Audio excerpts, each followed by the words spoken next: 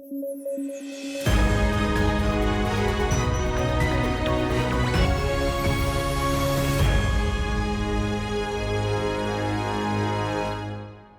News at 9 programme में आपका स्वागत है। मैं हूं अमृत उपाध्याय। आइए जल्दी से देखें आज की हेडलाइंस।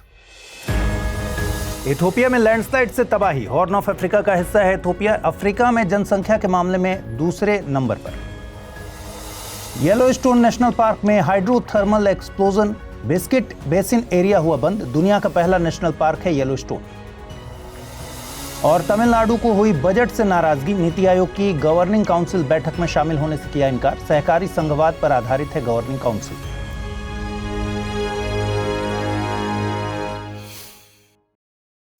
आइए शुरू करें।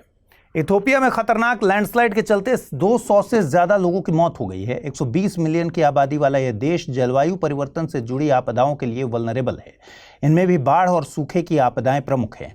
ऐसा पहली बार नहीं हुआ है कि इथोपिया ने लैंडस्लाइड का सामना किया हो। बीते साल एक लैंडस्लाइड में तकरीबन 20 लोगों की मौत हो गई थी। उससे पहले 2017 के एक लैंडस्लाइड में तकरीबन 113 लोगों की मौत हो गई थी। अफ्रीका के अन्य देशों से भी लैंडस्लाइड के आंकड़े बहुत परेशान करने वाले हैं। 2017 में अफ्रीकी देश सिएरा लियोन की राजधानी फ्रीटाउन में भी 1141 लोगों की मौत हुई थी। ऐसे ही फरवरी 2010 में युगांडा के माउंट एल्गोन रीजन में 350 से ज्यादा लोगों की मौत हो गई थी। हम जानते हैं कि लैंडस्लाइड है क्या। लैंडस्लाइड या भूस्खलन से मतलब है गुरुत्वाकर्षण की क्रिया के चलते चट्टान, मलबे या पृथ्वी के एक समूह का ढलान से नीचे खिसकना। तीव्र ढलान वाले क्षेत्र, पहाड़ी क्षेत्र भूस्खलन के खतरों के लिए ज्यादा वल्नरेबल होते हैं। लैंडस्लाइड के कारणों की बात करें तो प्राकृतिक कारणों में तो भूकंप हो गया, भारी वर्षा, ये सब आते हैं। इसके अलावा मानवीय कारणों में अवसंरचना विकास, माइनिंग, असतत पर्यटन और गैर वनीकरण इत्यादि शामिल है।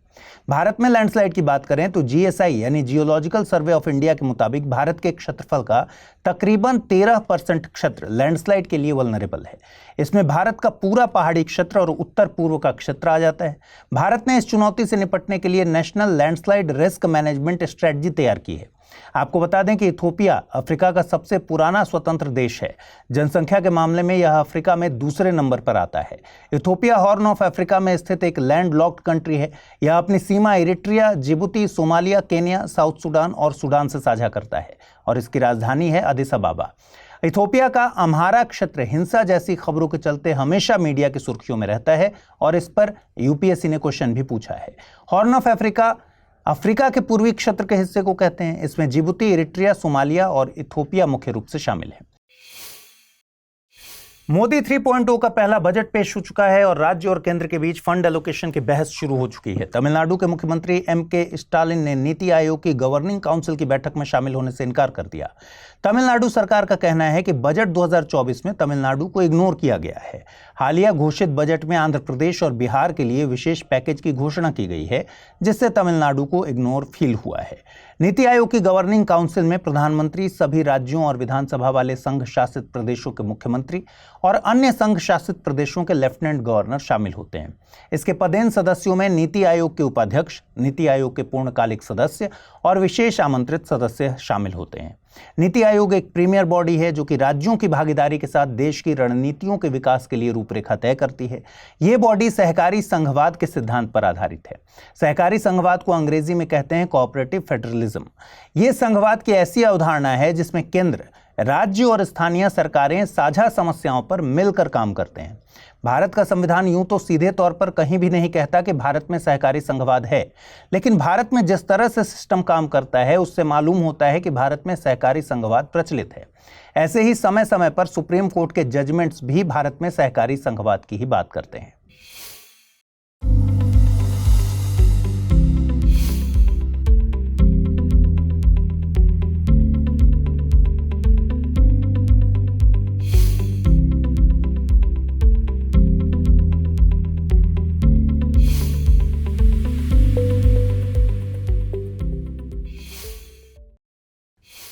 यूएसए स्थित येलोस्टोन नेशनल पार्क के बिस्किट बेसिन एरिया को अस्थायी तौर पर बंद कर दिया गया है। खबर यह है कि इस एरिया में हुए हाइड्रोथर्मल एक्सप्लोजन के चलते यह निर्णय लिया गया।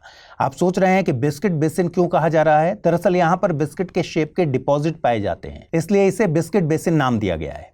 यूएस जियोलॉजिकल सर्वे के मुताबिक हाइड्रोथर्मल एक्सप्लोजन विस्फोटक होते हैं। इस घटना में उबलता पानी, भाप, कीचड़ और चट्टान के टुकड़े बहुत तेजी से निकलते हैं।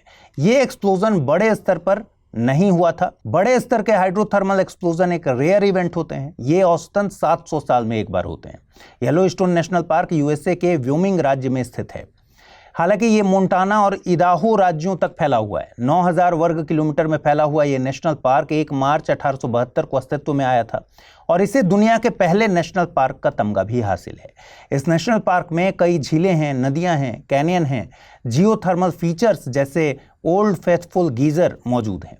ओल्ड फेथफुल गीजर इस नेशनल पार्क का सबसे बड़ा अट्रैक्शन है। इस नेशनल पार्क का नाम येलोस्टोन नदी के नाम पर है। ये नदी यून पीक से निकलकर येलोस्टोन पार्क में बहती है और आगे जाकर मिसौरी नदी से मिलकर अंत में अटलांटिक महासागर में गिरती है। हालिया यूनियन बजट में तमाम घोषणाओं के साथ बिहार में विष्णुपद और महाबोधि मंदिर के लिए कॉरिडोर की भी घोषणा की गई है। विष्णुपद मंदिर बिहार के गया में और महाबोधि मंदिर बोधगया में स्थित है। दोनों को काशी विश्वनाथ कॉरिडोर की तर्ज पर तैयार करने की घोषणा हुई है। विष्णुपद मंदिर के नाम से ही जाहिर है कि ये मंदिर भगवान विष्णु को समर्पित है। जानकार इस मंदिर की बड़ी दिलचस्प कहानी बताते हैं। मान्यता ये है कि गयासुर नाम का एक राक्षस था। उसने भगवान से प्रार्थना की कि उसे वरदान दें कि जो भी व्यक्ति उसे देखे उसे मोक्ष हासिल हो जाए। मोक्ष का मतलब है कि संसार में बार बार जीवन और मरण के चक्र से मुक्ति मिल जाए। इस वरदान को हासिल करने के बाद उसने अपनी शक्तियों का मिसयूज किया। इसके चलते भगवान विष्णु ने राक्षस के सिर पर अपना पैर रखा और उसे पाताल लोक भेज दिया।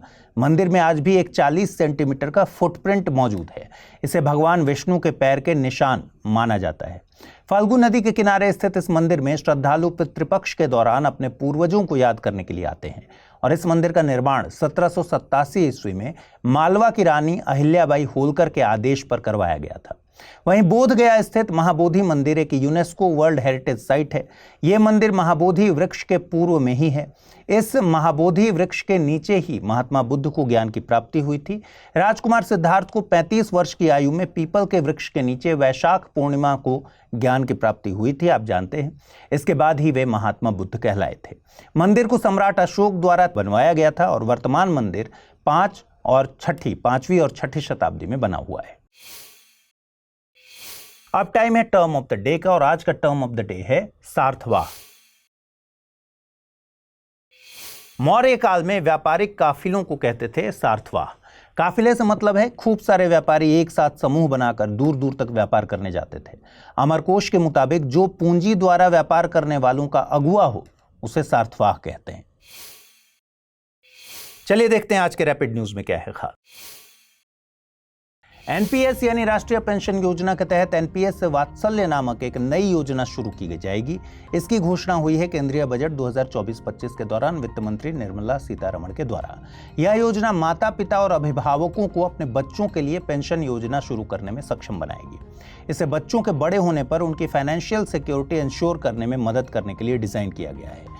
इस स्कीम में माता पिता बच्चों की ओर से निवेश कर सकते हैं और बच्चे के 18 साल के होने पर इस स्कीम को नॉन एनपीएस स्कीम में बदला जा सकता है।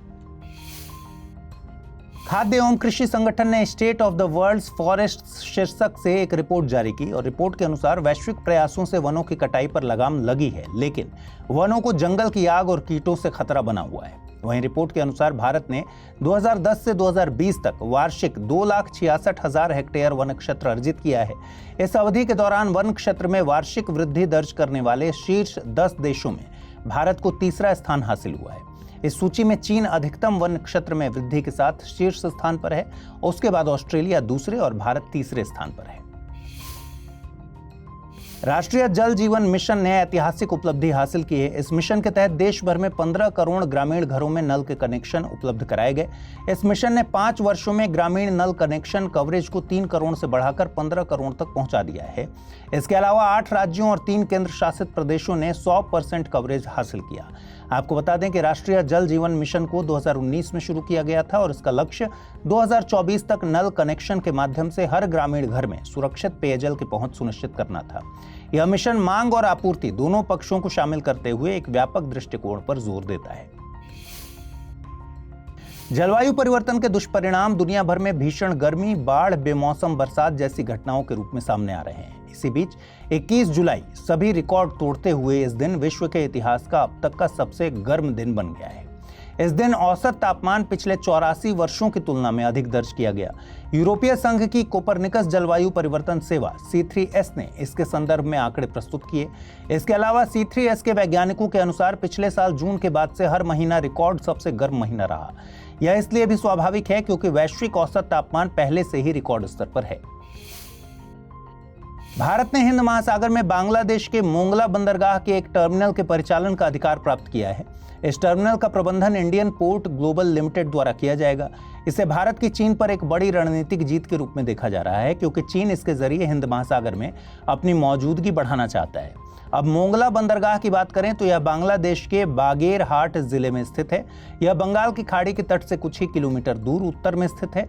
यह चटगांव के बाद बांग्लादेश का दूसरा सबसे बड़ा बंदरगाह है। इसके प्रबंधन से भारत का हिंद महासागर के पश्चिमी और पूर्वी दोनों मोर्चों के प्रमुख समुद्री स्थानों पर प्रभाव बढ़ेगा। आइए अब देखते हैं बुलेटिन पर आधारित सवाल। पहला सवाल है, निम्नलिखित में से कौन सा देश हॉर्न ऑफ अफ्रीका के हिस्सा हैं? इथोपिया, जिबूती, इरिट्रिया या फिर सोमालिया? उपर्युक्त में से कितने देश हॉर्न ऑफ अफ्रीका का हिस्सा हैं? केवल 1, केवल 2, केवल 3 या फिर सभी 4? अगला प्रश्न है, मोंगला बंदरगाह किस देश से संबंधित है? Bangladesh, Sri Lanka, Mauritius, Iran? आइए देखें पिछले बुलेटिन में आपसे क्या सवाल पूछे गए थे, उनके सही जवाब क्या है। पहला प्रश्न था, भारतीय असंतोष का जनक पद किस भारतीय स्वतंत्रता सेनानी के लिए प्रयोग किया जाता है? लाला लाजपत राय, बाल गंगाधर तिलक, महात्मा गांधी या फिर विपिन चंद्र पाल? और सही जवाब है इसका विकल्प बी। अगला प्रश्न था, ग्लोबल जेंडर गैप रिपोर्ट किस संस्था द्वारा जारी की जाती है? विश्व आर्थिक मंच, विश्व बैंक, अंतर्राष्ट्रीय मुद्रा कोष या फिर UNDP? और सही जवाब है इसका विकल्प ए। तो आज इस बुलेटिन में इतना ही। कल रात 9 बजे आपसे फिर से मुलाकात होगी। ख्याल रखिए अपना, ठीक से पढ़ाई कीजिए। अगर आप इस बुलेटिन की PDF हासिल करना चाहते हैं, अमृत उपाध्याय 007 टेलीग्राम चैनल है जिस पर इसकी PDF रोजाना मिलती है। और आज जो सवाल मैंने पूछे हैं उनका जवाब भी कमेंट बॉक्स में देना है। नमस्कार।